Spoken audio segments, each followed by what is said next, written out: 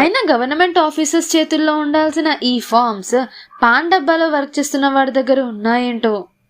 ఇంకొక వీడియోలో అయితే డాటా ఎంట్రీ చేయడానికి పర్ ఫామ్ 5 రూపీస్ లాగా ఇంటికి తీసుకెళ్తున్నాడు ఇతను. అయినా నాకు అర్థం కాని విషయం ఏంటంటే మనం వేసిన ఓట్స్ ని మాత్రం చాలా సేఫ్ గా సెక్యూరిటీతో కంటైనర్ బాక్సుల్లో తీసుకెళ్తారు.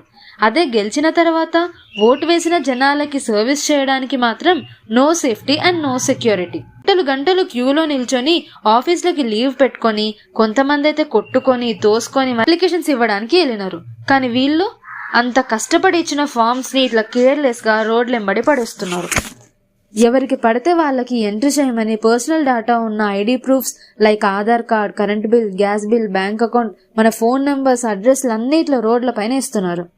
ఒకవేళ మిస్యూజ్ చేసే వాళ్ళ చేతిలోకి మన పర్సనల్ డేటా ఉన్న ఇన్ఫర్మేషన్ అంతా వెళ్తే?